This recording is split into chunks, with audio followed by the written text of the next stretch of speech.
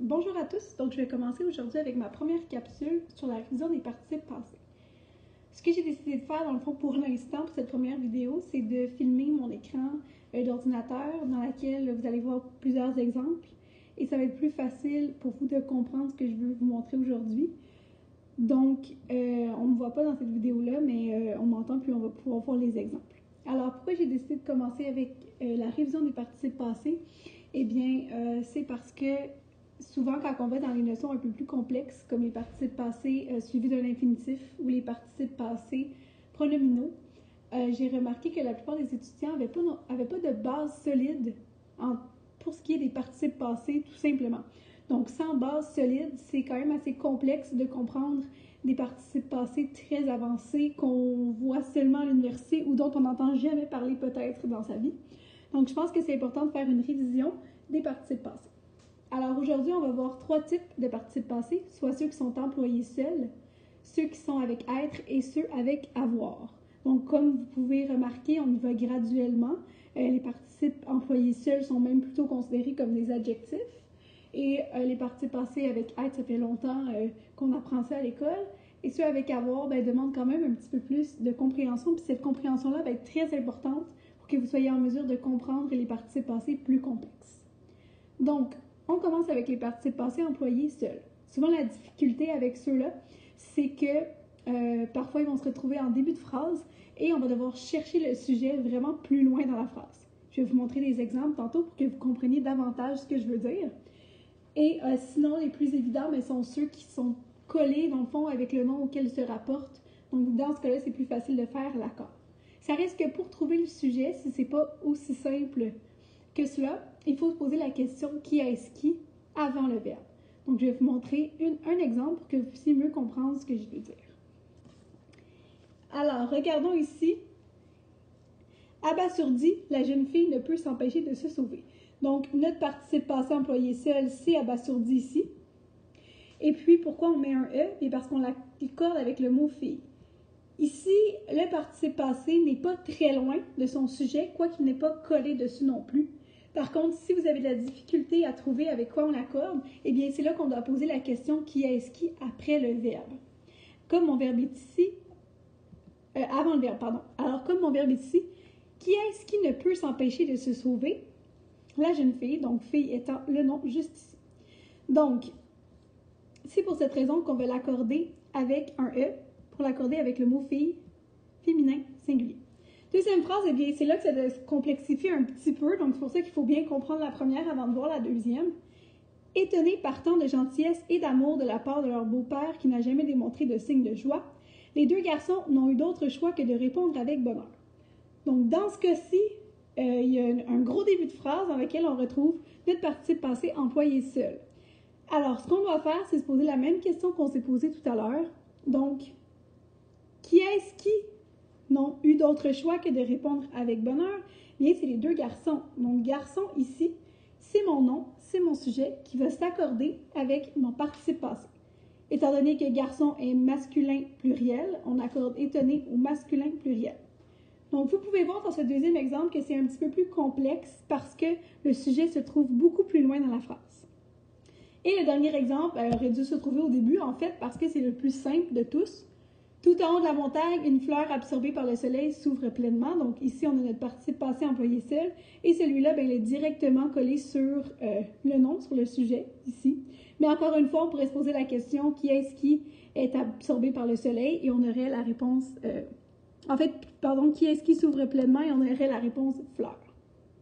Donc, voilà pour les participes passés employés seuls. Maintenant, on va passer aux participes passés avec être. Donc, les participes passés avec être sont relativement simples, étant donné qu'on les accorde tout le temps en genre et en nombre avec le sujet. Donc, le premier exemple ici, en dessous, les deux amis sont partis de la maison. Donc, on a parti qui est notre participe passé et on a son qui est l'auxiliaire être. Encore une fois, on pose la même question parce qu'on est toujours à la recherche du sujet ici. Alors, qui est-ce qui sont partis de la maison? Les deux amis. Donc, amis, c'est le noyau de mon sujet. Masculin pluriel. Donc, on accorde partie masculin pluriel. Petite nuance, des fois, une petite question qu'on pourrait se poser. Quand on a les deux auxiliaires, comme ici, Les 3 chiens de ma voisine ont été lavés dans le bain. Eh bien, c'est l'auxiliaire être qui l'emporte. Dans ce cas-ci, on fait la même chose. On accorde donc le participe passé en genre et en nombre, avec le sujet. Donc, qui est-ce qui ont été lavés dans le bain? Les 3 chiens. Voilà ici. Masculin pluriel, et c'est comme ça qu'on va accorder laver, puisque le verbe être va l'emporter sur avoir. La phrase d'en haut, c'est un autre petit exemple avec le verbe être, l'auxiliaire être. Donc, la journée durant laquelle elle est allée jouer dehors était la plus chaude de toutes les journées du mois. Donc, on a ici notre auxiliaire, notre participe passé, suivi juste avant notre auxiliaire être. Donc, on l'accorde. Qui est-ce qui est allé jouer dehors? C'est elle. Alors, on l'accorde féminin singulier.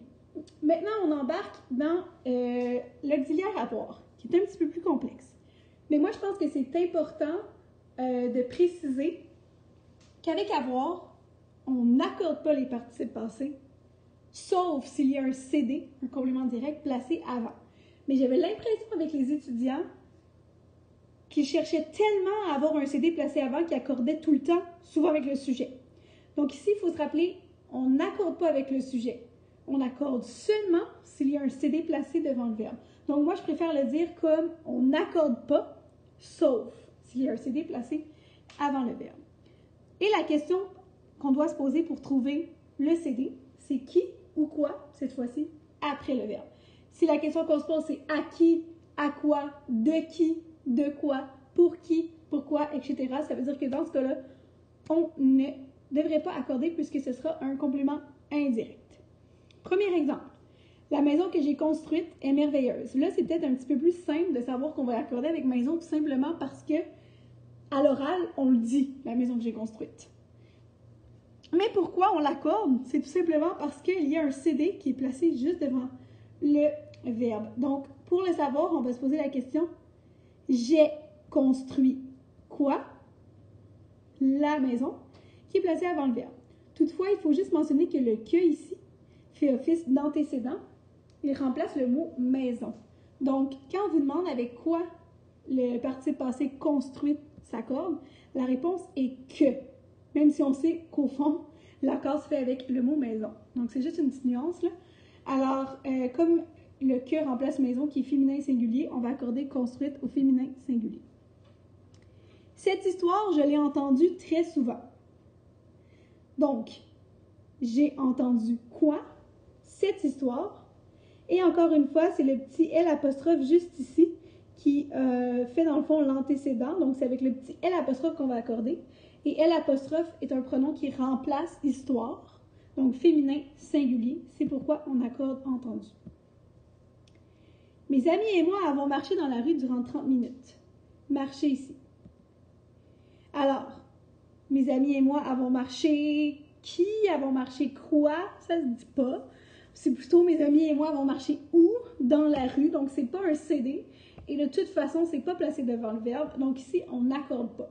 C'est ici qu'il faut faire attention parce que ça arrive souvent que les gens vont accorder parce qu'ils sont tellement en la recherche d'un CD ou de quelque chose avec lequel accorder. Donc, il faut se rappeler absolument qu'avec l'auxiliaire avoir, on accorde seulement si le CD est placé devant le verbe. Elle a rencontré une fille au supermarché. Elle a rencontré qui? Ah, on a un CD ici. Sauf que toutefois, le CD se retrouve après le verbe. Elle a rencontré qui? Une fille. Donc, comme le CD se retrouve après le verbe, on n'accorde pas le participe passé. Et dernier exemple, c'est la même phrase, mais reconstruite. Cette fille, je l'ai rencontrée au supermarché.